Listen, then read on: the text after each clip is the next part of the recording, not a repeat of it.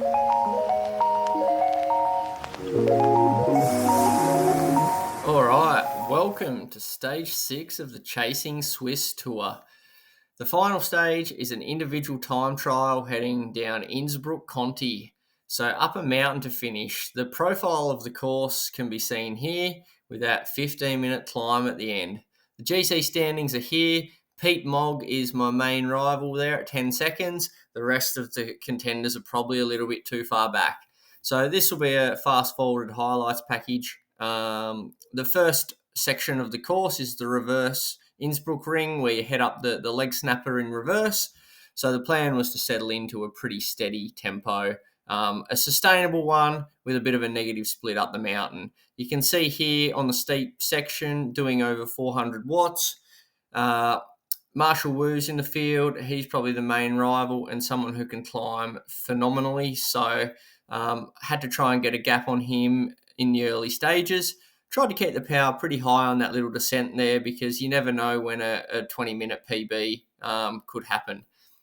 Heading into the comm now, I've got 8 seconds on Wu, and I'm about to pull off a bike swap. So the road bikes travel faster on the mountain, and I can do a bike swap pretty quickly. So about to do that when the speed drops to around 20 k's an hour. You'll see that in a second. We quickly hit the alphabetical Bridgestone in the garage, which is one of the better climbing bikes there are. Wu basically comes up next to me here. So the goal now is to try and out-climb Wu with me on a road bike versus him on a time trial bike.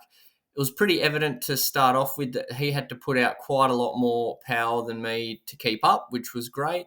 And I soon opened up a bit of a gap on him, which I was really happy with. The plan on the mountain was on the steep parts to do well in excess of 400 watts and then give myself some slight rests on the flatter sections of the slopes. So this is the first little flat section. The wattage has dropped to probably more like 380 and then back up into some sustained 400s. I felt really good through 12 minutes. I was starting to think this was quite a sustainable pace, but it did get a little bit hard later on. I think the legs were probably not as poppy as they felt on Friday night. Honestly, on Friday, I felt like 400 watts for 20 minutes was possible, whereas that certainly didn't quite seem to be the case with the legs today. I was still going strong, but I didn't have that extra kind of strength in the legs, which is probably understandable after a big week of climbing in the legs, where I haven't really done much of that lately.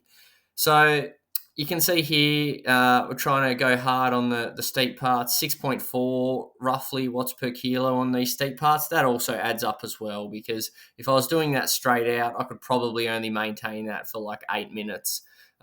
So things are starting to feel the pinch a little bit. But once you get into the final 3K on this route, I feel like it's a little bit easier to break it down. You can see Wu's kind of lost that motivation with me being on the road bike now and getting that gap. So feeling like I kind of have the ride in the bag. So I didn't quite have that reason to push again. But still feeling decent and trying to stay over 400 watts on the steep sections. Now, my goal on this course is to always basically just give myself an out by pretending the finish line's at the 1.1k to go mark. The last K is a lot flatter. Most of the mountain is done when you get to the K to go marker. So I always try to bargain with myself and tell myself, if you can get to there, you can ease up. And usually by the time you get there, you can kind of push into the line anyway. So I'm coming up to about a K out from that, but there's a lot of steep riding in this next kilometre, a lot of really slow sections. Time starts to feel like it's standing still. So instead of 5 seconds, every 5 seconds feels like 15 seconds. Just had to get those next few minutes in to get to that point. I also knew that to that point would be roughly 20 minutes from the reverse leg snapper, so that there'd be a pretty decent 20-minute power in there as well. Although that's probably impacted a little bit by that bike swap with about 10 seconds or 7 seconds of 0 watts. It's going to throw a bit of an impact on that. Power's dropped off to about 300 watts on that bit. It's a sign that I'm a bit tired. Can still click up over 400 when I need to, but it's certainly pinching at this point. Overall, it's been a fantastic week. The confidence has grown. The form's really improved from where it was. It's been fun making some little highlight clips. I hope people have enjoyed it. There we go, up into the last K, and I bargained with myself and just tried to hold a steady 370 watts.